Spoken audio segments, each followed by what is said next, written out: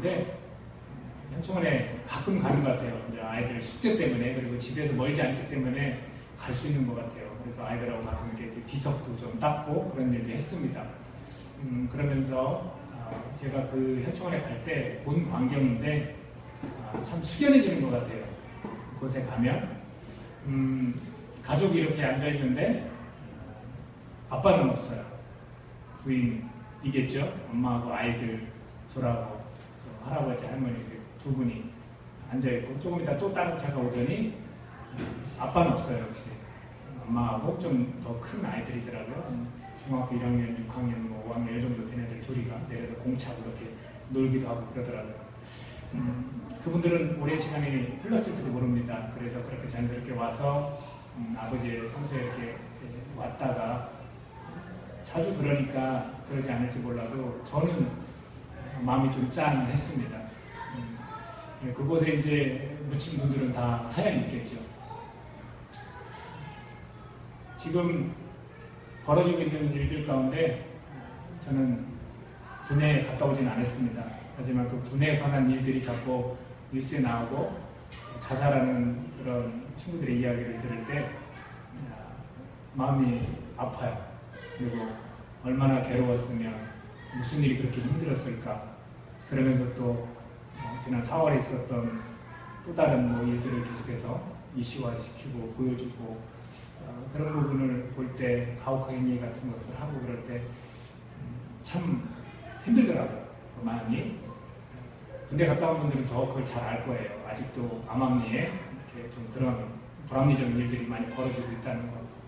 우리나라가 그 서로에 대한, 사람에 대한, 약자에 대한 보호의식이라든지 그런 사정을 헤아리려는 그런 마음들이 참 없는 것 같아요. 이기적이고 자기들이 즐길 수 있고 즐거우니까 괴롭히고 이런 모습들이 있는 것 같습니다. 근데 그 현충원에서 좀 대조적인 그런 이야기를 좀 봤어요. 전시관이 있거든요. 전시관에 들어가면 우리나라를 위해서 있었던 사건들, 뭐 천안함부터 해서 다 이렇게 기록해놨어요. 사진도 갖다 놓고 그 사람들 얼굴도 이렇게 보여주고. 그 가운데 눈에 들어오는 두 병사가 있었습니다. 1989년에 있었던 사건인데, 육군 제6사단 소속, 그 해의 4월 경기도 그 포천의 승진 훈련장에서 합동훈련 중이었습니다. 근데 그 안전핀이 뽑힌 수리탄이 동료들이 밀집되어 있는 곳으로 딱 하고 떨어졌어요. 그랬을 때 수리탄에 그 자신의 몸을 던지고 자신이 쓰고 있던 이 철모를 갖다가 수리탄에 딱 덮어 씌운 그런, 동료를 구하기 위해서 그런 일을 한 순직한 병장이 있습니다. 공원택 병장이더라고요. 짧은 글이지만 그 사람 얼굴과 함께 딱 그것을 봤습니다. 국립대전현충원 사병 제1묘역 05-3934호에 안장이 되어 있고요. 같은 해입니다. 같은 해 11월 14일 제13공수 특전여단 제75 특전대대 소속입니다. 조항원 상사가 고공낙하 훈련 도중 낙하산이 동료와 같이 엉켜버렸습니다. 그랬을 때 자기 자신의 낙하산 줄을 끊어서 순직을 했습니다. 물론 동료는 살아있죠. 국립대전현충원 사병 제1묘 11-4254호에 안장되어 있습니다. 저는 이게 좀 대조적으로 저에게는 다가왔어요. 한 주 동안. 제가 마음이 더 뭉클했던 쪽은 어느 쪽일까요? 1989년이면 이제 오래된 일인데 그런 따뜻함, 전후에 이런 것들이 있었는데 오늘날에는 과연 이런 것들이 존재하는가라는 생각도 들었습니다. 타인을 위해서 용맹스럽게 그 순직한 사람들의 삶에 관심이 갔습니다. 왜냐하면 그리스도의 삶이 이래야 하지 않을까 해서 더욱 그랬습니다. 주님은 우리에게 뭐라고 하냐면 빛의 아들이라고 표현을 했습니다. 오늘 본문의 36절에 보면 아직도 믿지 못하고 계속해서 회중 가운데 섞여 있는 그 사람들에게 너희에게 아직 빛이 있을 동안에 빛을 믿으라. 그리하면 빛의 아들이 되리라. 여기서 나타나는 빛은 뭡니까? 너네들이 어둠 가운데 살아가는 존재이기 때문에 빛으로 이 땅에 온 나 예수 믿어라. 그러면 빛의 아들이 될 것이다. 바로 빛의 아들이 된 그 사람들의 삶이 이래야 하지 않을까 싶었습니다. 참으로 귀한 일입니다. 정말 귀한 일입니다. 내가 죽어짐으로써 다른 이들이 살게 되는 일 정말 귀합니다. 근데 이보다 더 귀한 일을 하신 분이 있잖아요. 나를 위해서 그렇게 죽으신 분. 거기는 같은 동료고 정이 있고 그런 사람이라지만 예수님은 결코 나에게 정이 있고 나와 관계되는 분이 아니었는데 2000년 전에 이미 나를 위해서 그렇게 죽으셨다는 것. 그리고 우리는 그분의 제자들이라는 것. 오늘 본문에서 그 제자들, 예수님을 따르겠다, 믿겠다는 사람들에게 가르침을 주고 계십니다. 아니, 어쩌면 명령을 하고 계신지도 모르겠어요. 우리의 삶이 어떤 삶이어야 할까를 저는 오늘 본문을 통해서 알고자 합니다. 빛의 아들들이라면, 만약에 우리가 빛의 아들들이라면 이 시대에 걸맞는 사람들일까, 걸맞지 않는 사람들일까? 저는 걸맞는 사람들이라고 생각을 합니다. 그리고 걸맞지 않는 사람들에 대한 이야기는 다음 시간에, 다음 주에 좀 해보려고 합니다. 믿음을 거부하고 그런 사람들에 대한 이야기를 좀 해보려고 합니다. 예수님을 믿는 사람들의 삶과 예수님을 믿지 않는 사람들의 삶은 확연히 차이가 나기 마련입니다. 지금부터 이 이야기를 시작해 보려고 합니다. 오늘 본문에서 나귀를 타고 오시는 예수님께 사람들이 막 환호하고 외칩니다. 뭐라고 합니까? 호산나, 호산나 라고 외칩니다. 그 호산나 다음에 찬송하리로다 주의 이름으로 오시는 이 곧 이스라엘의 왕이시여 그렇습니다. 호산나는 뭡니까? 이제 우리를 구원하소서, 우리를 구원해 주소서, 이런 뜻입니다. 제자들은요, 처음에 알지 못하고 나중에서 깨닫게 된다고 설명을 해주고 있습니다. 영광을 얻으신 후에야, 16절에 그런 표현을 쓰죠. 예수께서 영광을 얻으신 후에야 이것이 예수에 대하여 기록된 것인가, 사람들이 예수께 이같이 한 것이 생각났다. 왜 그 사람들이, 군중들이 왜 호산나 했을까? 왜 환영했을까? 종려나무 가지를 흔들면서 또는 바닥에 놓으면서 나귀를 타고 예수님을 왜 그렇게 높였을까를 영광을 받으신 후에야 깨달았다고 합니다. 어디에서 이렇게 번듯한 그런 구절 아닙니까? 요한복음 20장에서 성전 사건이 있었습니다. 내가 46년 된 그 성전을 허물고 내가 3일 만에 다시 일으키겠다. 그렇게 하셨을 때 예수님은 성전된 자기 그 육체를 두고 말씀하신 것을 죽은 자 가운데서 살아나신 후에야 제자들이 기억하고 성경과 예수께서 하신 말씀을 믿었다라고 되어 있습니다. 제자들의 여전한 모습 가운데 뭐가 있냐면 깨닫지 못하는 거죠. 깨닫지 못하는 거. 우리의 믿음도 또 우리의 신앙도 이와 같습니다. 오늘 우리가 이 자리에 앉아있지만 처음에는 잘 모를 수 있어요. 그러나 성령의 그 조명으로 또는 성령의 그 도우심으로 서서히 우리가 깨닫게 될 때 비로소 믿을 수 있다는 거예요. 진정한 믿음이 그때 생긴다는 거죠. 근데 너무 우리가 조급해하거나 나는 왜 매일 예배를 드리고 말씀을 듣는데도 왜 나는 믿어지지 않을까라고 할 필요가 없다는 거죠. 성령께서 분명히 우리를 깨닫게 해주셔요. 그렇게 눈으로 기적을 본 친구들도 믿는다 하지만 그것이 진실한 믿음이 아니었던 거예요. 예수님의 말씀을 도대체 뭔지 깨닫지 못하는 거예요. 근데 우리는 욕심이 있나 봐요. 지식에 대한 욕심인지 뭔지 몰라도 자꾸 이 궁금해서 빨리 알고 싶어요. 그러면 그 답을 가지고 세상을 잘 살아갈 수 있을 것 같이 착각하는 것 같아요. 내가 만약에 그거를 깨달으면 내가 완전히 변화돼서 하나님께서 보시기에 정말 아름다운 삶을, 경건하고 정말 거룩한 삶을 내가 살 수 있을 것이다 라고 생각하는 것 같아요. 그렇지 않아요. 언제나 우리는 부족하고요. 언제나 알지 못하는 사건들이 발생하고 그 속에서 허우적거리는 우리 모습인 거예요. 제자들은 안 그렇겠습니까? 그러나 성경은 그걸 나쁘다라고 얘기하지 않는다는 거죠. 때가 있는 법이겠죠. 오늘 우리에게도 말씀을 읽고 하나님을 섬긴다면서 뭔가 깨달아야 될 그 때가 우리에게도 있겠죠. 왜 없겠습니까? 그것을 기대하면서 우리가 살아갔으면 합니다. 이들이 왕이라고 외쳤어요. 그것은 영혼의 구원자라기보다는 무엇입니까? 로마로부터의 구원을 기대한 것이고 바로 오늘 본문에도 설명하고 있지만 표적, 바로 이 죽은 나사로를 살린 그 표적 때문에 예수님을 맞아들였다라고 표현을 합니다. 많은 사람들이 죽은 나사로가 살아났다. 얘들아, 4일이 지나고 썩은 냄새가 났는데 그를 살렸어. 그게 바로 저분이야. 저분은 무슨 일을 저질러도 분명히 할 뿐이야 라고 사람들이 소문을 퍼뜨렸겠죠. 그 이야기를 듣고 그것을 증언을 한 거예요. 그랬더니 오늘 본문에 이렇게 설명을 하죠. 18절에 이에 무리가 예수를 맞으면 이 표적 행하심을 들었습니다. 자기들이 온전히 저분은 우리 영혼의 구원자, 영원한 생명을 주시는 구원자다 하나님 보내신 아들이다라고 정확히 그것을 알아차지는 못했다는 거예요. 모르고 호산나, 호산나 라고 외쳤다는 거예요. 이렇게 행동하신 이유가 뭘까요? 예수님이 왜 그러면 이런 행동, 모르는 자들 앞에서 왜 나귀를 굳이 타고 이 환호를 들으면서 예루살렘에 들어갔을까요? 이유는 단 한 가지입니다. 이렇게 행동하신 것은요, 성경에 나온 것을 이루가시기 위해서입니다. 미리 말씀하신 것을 지키시는 예수님이세요. 15절에서도 뭐라고 되어 있습니까? 스가랴서 9장 9절을 기록했습니다. 시온 따라 두려워하지 말라. 보라, 너의 왕이 나귀 새끼를 타고 오신다함과 같다. 이 말씀이 그대로 현실화되기 위해서 예수님이 그걸 지킨 거죠. 그 말씀의 실현을 이루시는 하나님. 시온은 이스라엘을 상징합니다. 시온은 이스라엘을 통틀어서 부르는 말입니다. 너의 왕이 나귀 새끼를 타고 오신다 라고 미리 말씀하셨고, 그 미리 말씀하신 것을 지금 이루어가고 계십니다. 다스리시는 분으로 등장을 합니다.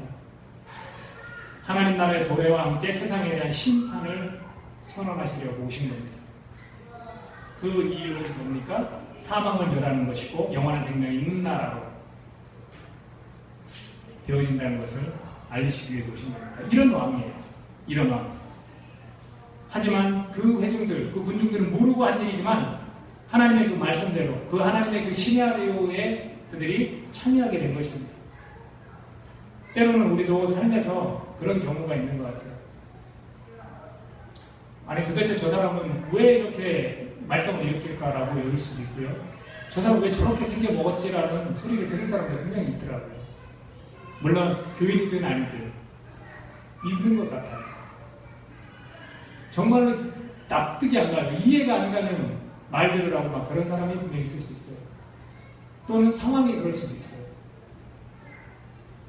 근데 그들이 왜 존재하는지 그 스스로는 모르지만 바로 그 상대에 대해서 우리가 그것을 알 수 있는 거라는 거예요. 하나님이 그것이 분명히 계획하시는 거라는 거예요. 그거와 비슷합니다. 지금 벌어지는 일이. 그렇게 하나님이 그 사람을 또 다른 일을 위해서 사용하고 계신 거라고 보면 됩니다. 그랬을 때 그 해석을 어떻게 하면 좋을까요? 내가 저 사람을 만남으로 해서 저런 상황에 닥침으로 해서 내가 깨달아야 될 건 뭘까? 왜 이런 상황을 나한테 주셨으며 왜 저런 사람을 나를 만나도록 하셨을까? 이렇게 접근을 하는 것이 맞습니다. 왜냐하면 그 당시에는 제자들도 깨닫지 못했어요. 하지만 나중에는 깨닫는 거예요. 우리도 마찬가지예요. 아, 그래서 그랬구나. 아, 그 상황 가운데 놓이게 한 이유가 있으셨구나. 그런 사람, 정말로 비정상적인 그런 행동과 말을 하는 어떤 그런 사람, 정말 내가 미워하고 용서할 수 없는 그런 사람을 만나게 하신 이유가 이랬구나 라고 우리도 알 수 있는 거예요. 세상은 다 그렇게 돌아가는 것 같아요. 여러분들이 볼 때 다 충분히 이해가 되고 아, 그렇구나 라고 여러분들이 다 받아들이고 있습니까? 그렇지 않아요. 그냥 어떤 거는 심리 속에 갇혀져 있는 그런 사건들도 있고요. 어떤 거는 내가 굳이 그렇게 신경 쓰면서 이것을 파헤치려고 하지 않아도 되는 그런 일들도 있는 거예요. 근데 우리 인간은 아까도 말씀드렸지만 많은 것들을 알고 싶어 하고요. 다 완전해지고 싶어 하는 것 같아요. 저는 하나님이 그렇게 이 땅 가운데 그렇게 역사하는 분이 아니라고 생각을 합니다. 저의 삶도 마찬가지죠. 때로는 왜 이렇게 힘든 것을 허용하셨을까? 왜 이렇게 지금 상황이 이렇게 애매하지? 내가 그렇게 이런 애매한 상황에 몰릴 만한 일을 하지 않았는데 라고 생각할 수도 있다는 거죠. 근데 그 가운데는 하나님이 분명히 계획을 하셨고 하나님께서 나를 귀를 기울이도록 만드신다든가 내 마음을 좀 하나님이 어루만지셔서 뭔가 회복시킨다든가 뭔가 있을 거라는 거죠. 왕의 그 자녀들, 오늘 설명하고 있는 그 빛의 자녀들처럼 왕의 자녀들, 이 땅에 하나님 나라가 임했다라고 말했을 때 그분을 믿는 그 자녀들, 예수님의 그 제자들이라고 말할 수 있는 그들은 예수님을 섬기기 원합니다. 오늘 예배하러 사람들이 왔어요. 20절에 보니까 명절에 예배하러 올라온 사람 중에 헬라인 몇이 있는데 라고 설명을 하면서 제자들에게 요청을 합니다. 나 그분 정말 만나고 싶다. 그런 기적을 보고 그런 얘기를 했는지, 아니면 자기가 계속해서 꿈꿔왔던 어떤 메시아에 대한 비슷한 이미지를 자기가 느껴서 요청을 했는지는 모르겠습니다. 하지만 예배하러 온 사람 중 헬라 몇 명이 예수님을 찾아옵니다. 관심이 있다는 것만은 분명합니다. 관심 있는 거예요. 제자를 포함한 그들에게 자신이 이제 영광을 얻을 때가 왔다라고 예수님은 본격적으로 자신의 일을 드러냅니다.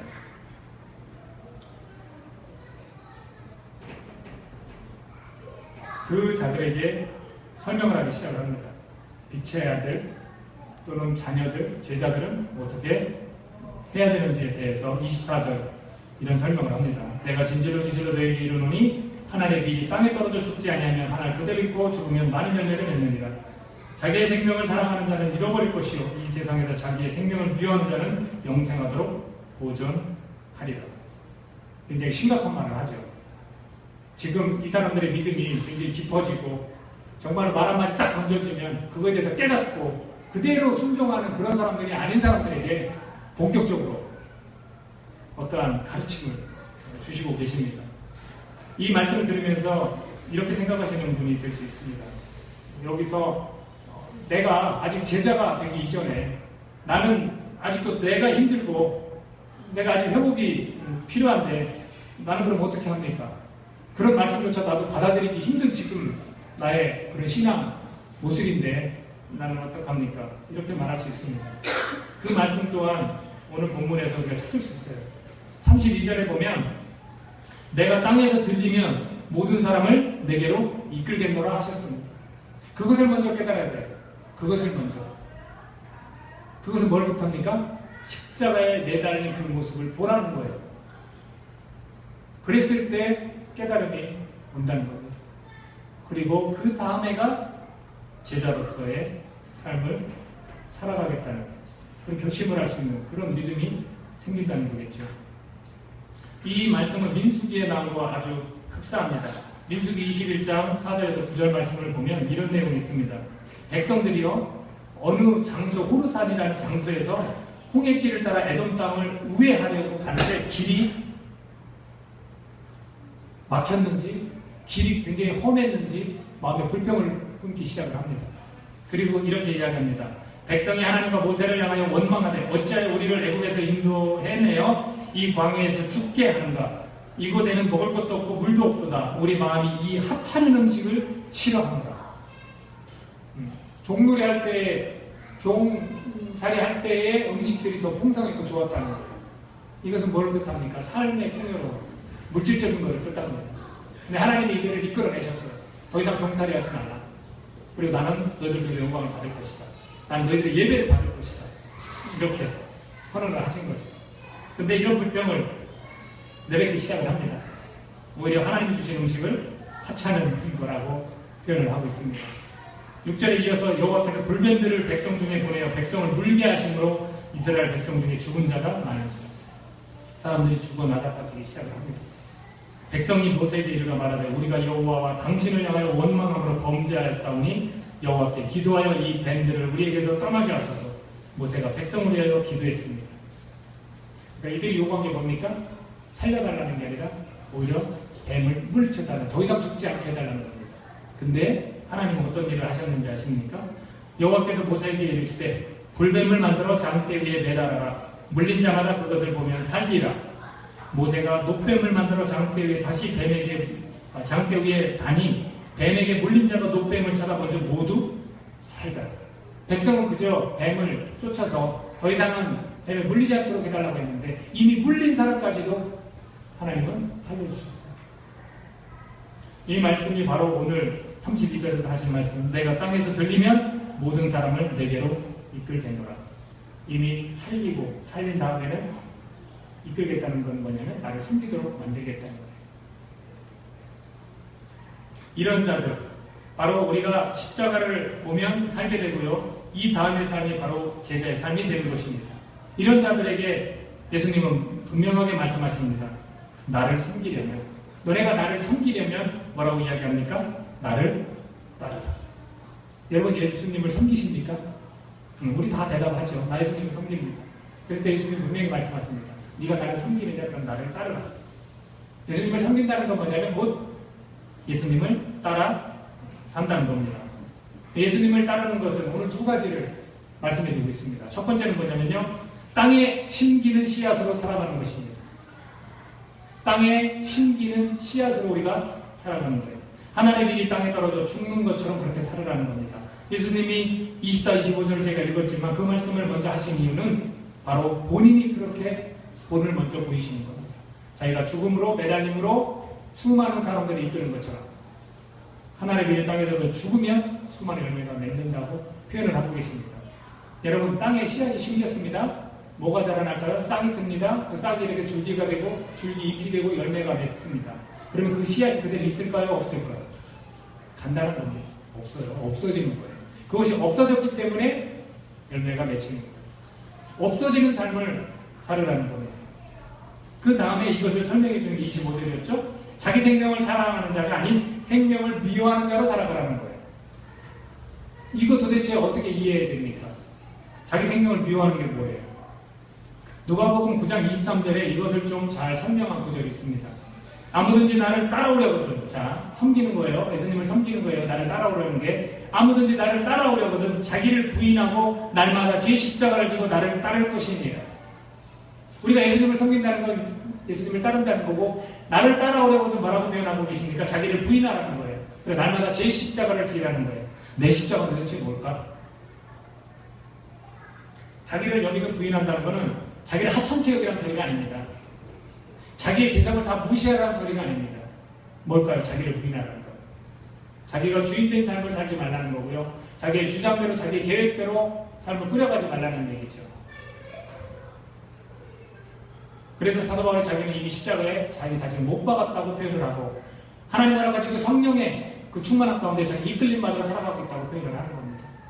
그러나 그의 개성을 다 말살시키지는 않았어요. 그 자기 개성대로, 원래의 그 성향대로 계속해서 복음을 전하면서 1차, 2차, 3차 전도여행까지 다녔습니다.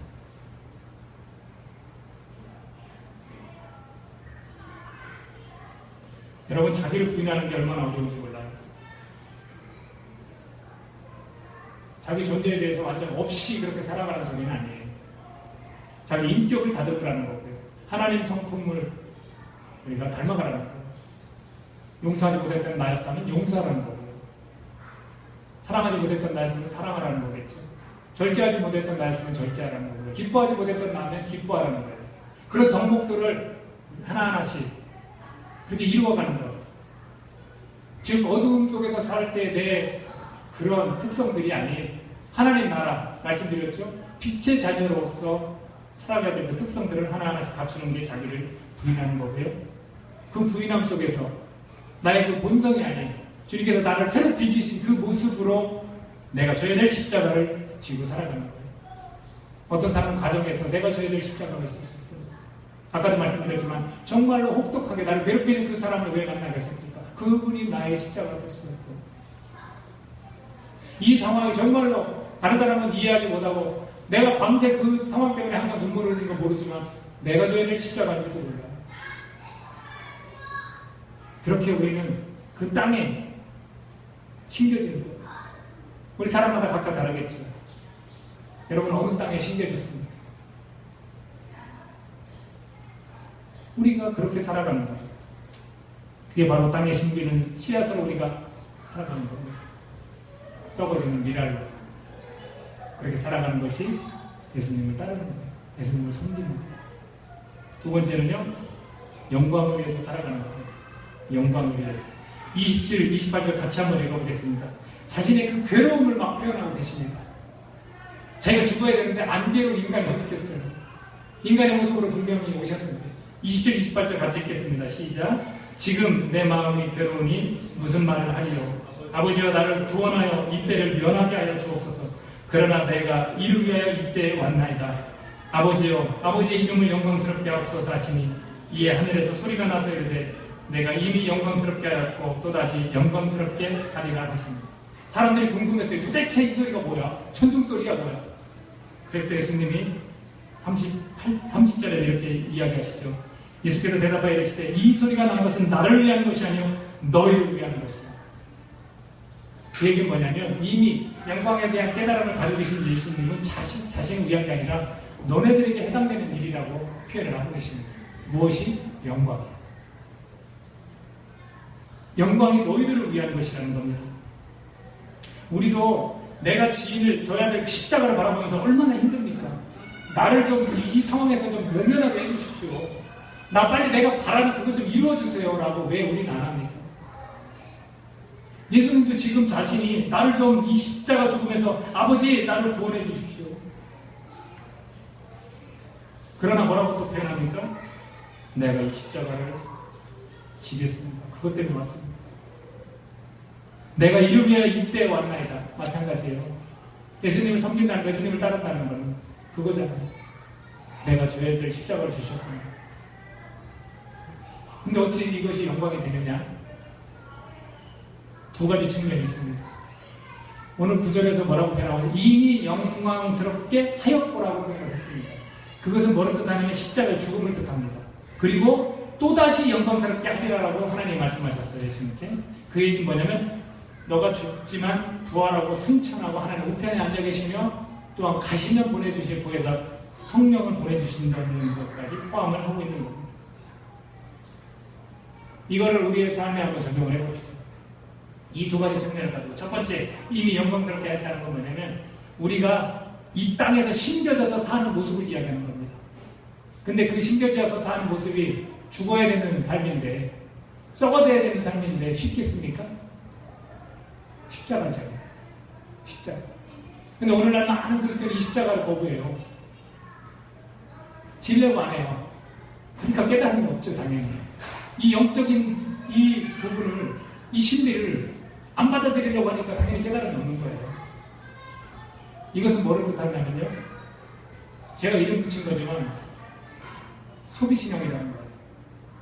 소비는 뭡니까? 물질, 시간, 노력들을 다 써버리는 거예요. 어디에? 하나님의 영광을. 소모신앙이라도 해도 돼요. 소모는 뭡니까? 써서 없어지는 거예요. 여러분들 하나님이 왜 건강을 주셨는지, 왜 돈을 주셨는지, 지식을 왜 주셨는지, 여러분 말을 잘하는 분에서 왜 언변을 주셨는지, 누구를 쓰라고요? 하나님을 쓰는 거예요. 하나님의 영광을 위해서 그렇게 삶을 살아가는 거예요. 나를 소비하면서 삶을 살아가는 거예요. 하나님의 영광을 위한 것이라는 거죠. 고린도서 6장 20절에 보니까 값으로 산 것이 되었으니 그런즉 너희 몸으로 하나님께 영광을 돌리라. 네 삶으로 하나님께 영광을 돌리라는 이야기고요. 고린도서 10장 31절 여러분 잘 알 거예요. 그런즉 너희가 먹든지 마시든지 무엇을 하든지 다 하나님의 영광을 위하여 하라.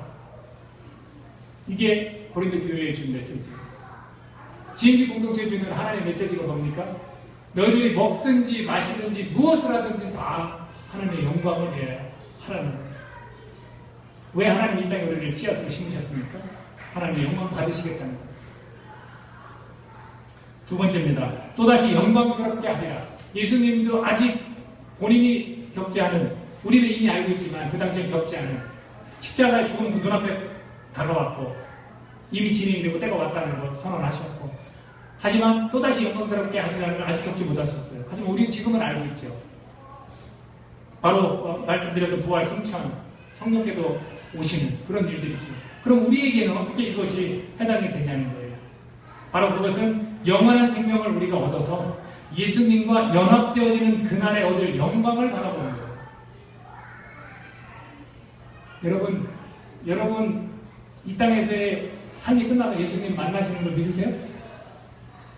믿으시죠? 그죠? 그거 안 믿으면 이거 큰일 나는 거예요. 근데 그 믿을 때 예수님을 분명히 눈으로 우리가 볼 수 있고 확인할 수 있고 만질 수 있어요. 근데 그것을 뭐라고 표현하냐면 신랑 신부라고도 표현했고요. 연합이라고 표현합니다. 그때 얻을 영광이 있다는 거예요. 예수님이 이 땅에서는 비참하게 억울하게 십자가 피를 질질 흘리면서 창에 옆구리를 찔려가면서 온 몸에 있는 물을 다 땅으로 쏟아냈지만 그런 제 십자가를 지고 살았지만 결국 영광을 받으셨다는 거죠. 그게 제자들의 삶이라는 거예요. 우리가 예수님을 섬긴다는 건 그렇게 따라가라는 거예요. 우리도 이 땅에서 죽으면서 우리를 정말 허비하면서 소비하면서 소모하면서 살아가지만 우리에게 받을 영광이 있다는 거예요. 그것을 성경은 분명히 표현합니다. 요한복음 13장 32절에서 이렇게 표현합니다. 만일 하나님이 그로 말미암아 영광을 받으셨으면 하나님도 자기로 말미암아 그에게 영광을 주시리니 곧 주시리라. 그걸 예비하고 계시다는 거예요. 주신다는 거예요. 분명히 주신다는 거예요. 또 한 구절 있습니다. 골로새서 3장 4절에 보니까 우리 생명이신 그리스도께서 나타나실 그때에 너희도 그와 함께 영광 중에 나타나리라. 죽음이 아니라는 거죠. 죽었던 자가 있다면 다시 나타난다는 거예요. 그분이 오실 때 그 영광에 함께 동참한다는 거예요. 이것을 바라보면서 열심히 뛰었던 순교한 사람들이 있습니다. 그게 다 제자들이었어요. 야곱, 바울, 베드로 다 그랬어요. 우리가 오늘 이 땅 가운데서 잘 먹고 잘 살라고 이 땅에서 사십니까? 그렇지 않아요. 하나님이 부어주신 그 축복으로 나눠주려고 사는 거고요. 우리는 나중에 하나님께 예비하고 주는 이런 영광들을 좀 기대하고 바라보면서 그렇게 살아가는 거예요. 그것을 오늘 예배드리러 온 헬라인이나 그 제자들에게 때가 되었으니 라고 말씀하시면서 가르쳤습니다. 그러면서 26절에서 귀한 말씀을 전해주세요. 여기서 여러분에게 마지막으로 질문을 드리고 마치겠습니다. 여러분 하나님의 기쁨이 되고 싶으세요? 네, 확실히 대답하세요.